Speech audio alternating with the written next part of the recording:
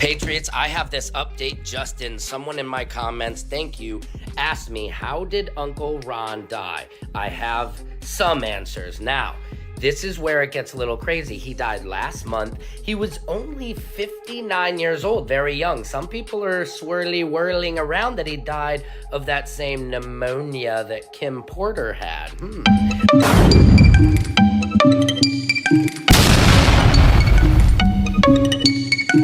And JayZ will do anything to destroy anyone who speaks out against them. Okay, I get the threats, but you have to remember one thing. I know your deepest secrets. I know so much about you and what you've done.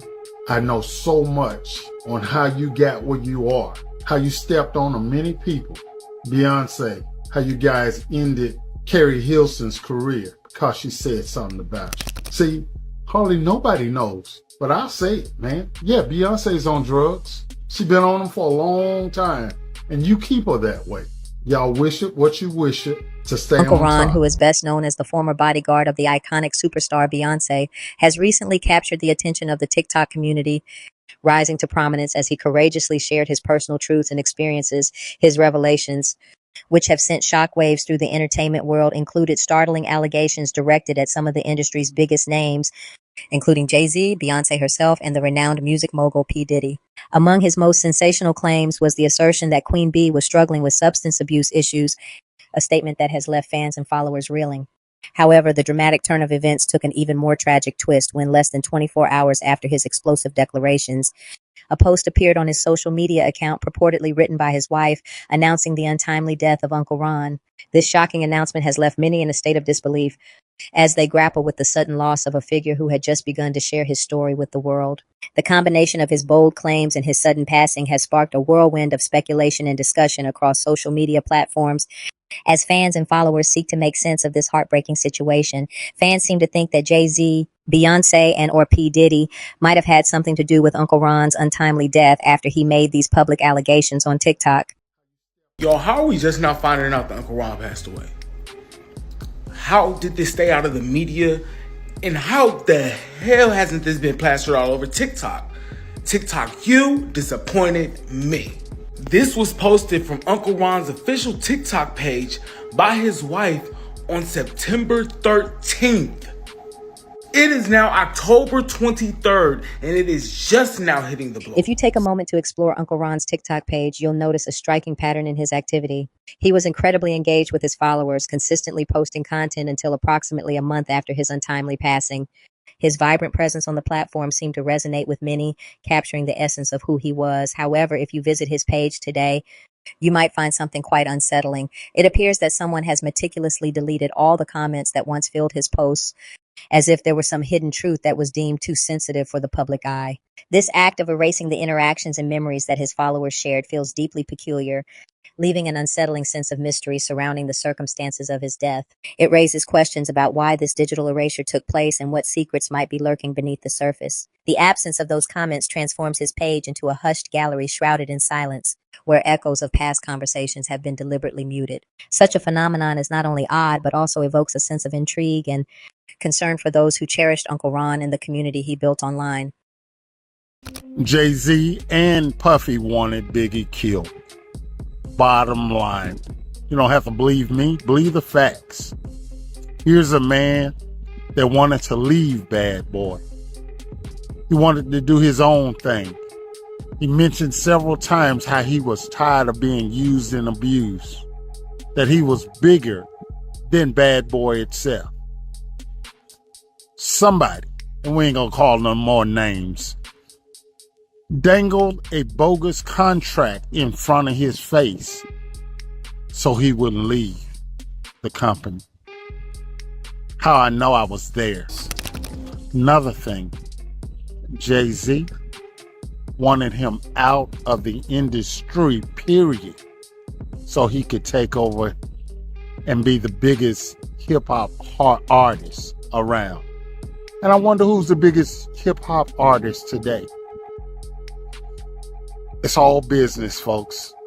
And unfortunately, you as a fan, most of you won't understand. But it was all about the business. And the two billionaires have done what they seeded Recently, to a do. bodyguard of P. Diddy disclosed that he has a recording studio at home. On the day the notorious B.I.G. was killed, however, Diddy chose to rent a different studio rather than allow Biggie to record at his place, despite knowing the potential danger to Biggie's life.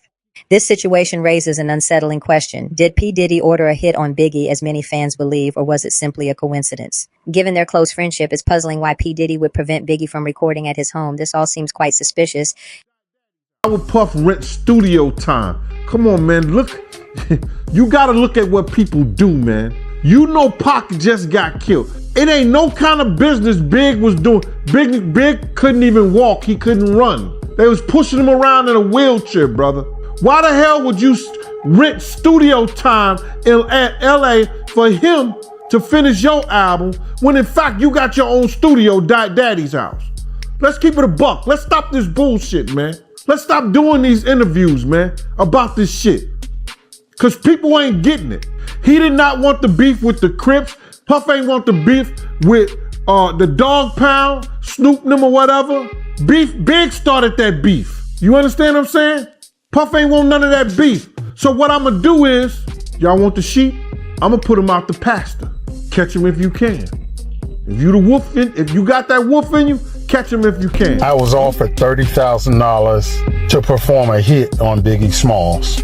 March 1st of 1997, I was approached by Diddy to perform a hit on one of his artists.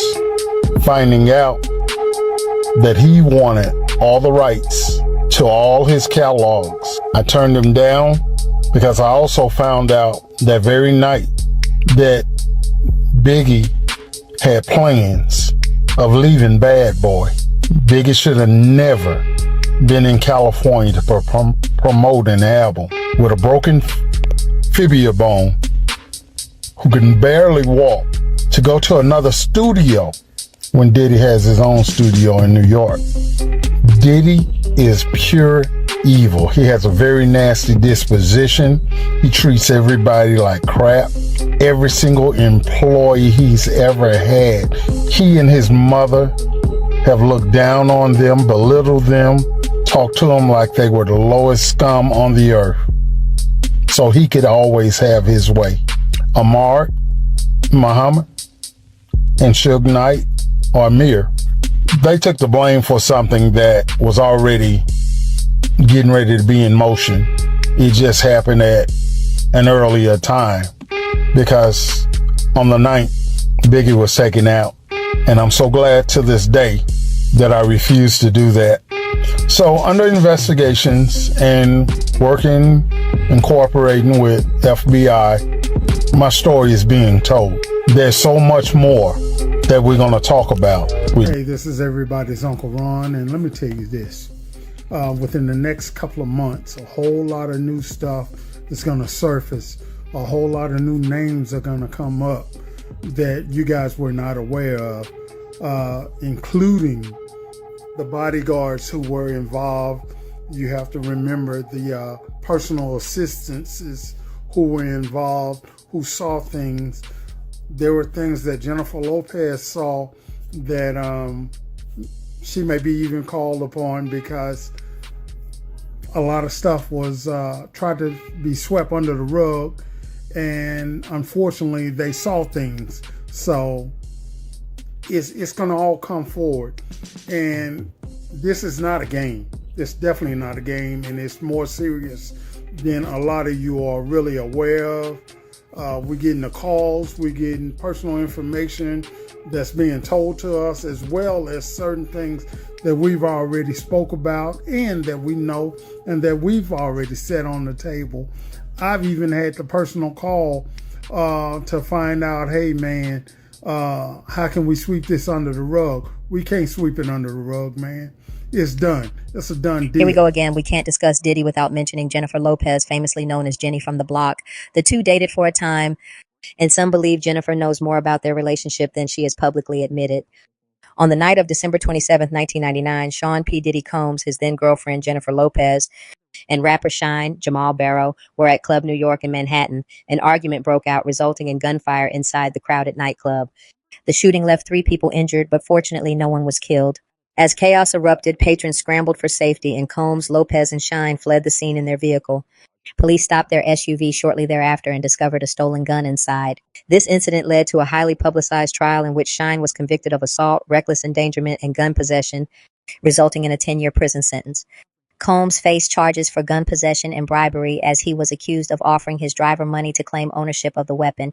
However, he was acquitted on all counts. Jennifer Lopez was not charged in connection with the incident and chose to distance herself from Combs, ending their relationship soon after. The shooting not only affected the lives of those directly involved, but also marked a pivotal moment in hip-hop culture, highlighting the dangers and controversies that surrounded the genre at that time. The negative press, Lopez and Diddy managed to overshadow the shooting headlines with an iconic red carpet moment. The following February, the couple attended the 42nd Annual Grammy Awards. Diddy draped himself in a gray and white suit, but all eyes were on Lopez's green Versace dress. When Puffy showed up at the 2000 Grammys with Jennifer Lopez on his arm in a Versace dress that defied the laws of physics, he was the envy of men everywhere. Defined by its tropical pattern and deep neckline, the dress became instantly recognizable and a symbol of Lopez's coronation into the A-list. I said, I got nominated for a Grammy. What are you talking about? I said, oh, they just want me to come again to see what I'm going to wear. Up until this point, some might have argued that Lopez was riding on the coattails of Diddy's success. Seeing Lopez slay the red carpet, though, she was the one making him look good. Has the trouble affected the relationship? No. Okay. Whether intentional or not, their Grammys appearance sent a message. The gun trial isn't going to hold us down. That said, the charges were not going away. Diddy recalled being scared leading up to the trial's verdict in March 2001. It was a scary situation because you have, 12 people who hold the fate of your life. But I put it in God's hands. Patriots, I have this update just in. Someone in my comments, thank you, asked me, how did Uncle Ron die? I have some answers. Now, this is where it gets a little crazy. He died last month. He was only 59 years old, very young. Some people are whirling around that he died of that same pneumonia that Kim Porter had. Sounds a little bit shady. Sounds like maybe the diddler had him taken care of, because here's something real crazy. I had myself and my people reach out to his family because his TikTok page is still active, and people in the comments are asking, what happened to Uncle Ron? What happened? What is the family doing? Deleting all of the comments. If you go over to Uncle Ron's TikTok page, try this, Patriots. I did it. Say, what happened to Ron? How did he expire? They delete your question. Why? Because they want to keep their family members safe and everyone else in their life that they care about, because the diddler is not done with his nastiness.